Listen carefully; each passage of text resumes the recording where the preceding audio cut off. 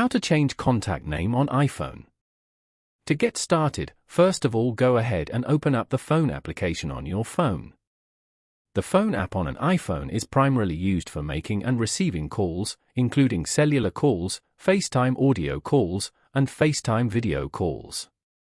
It provides features like a keypad for manual number entry, a favorites list for quick access to frequently called contacts, and a recents list for reviewing recent calls.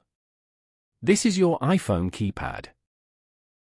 On this page, go to the bottom panel and tap on Contacts in the middle.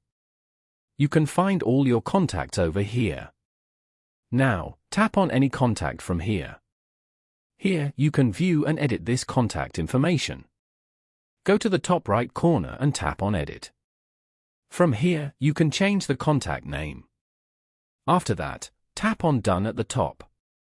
Following these steps, you can easily change contact name on iPhone.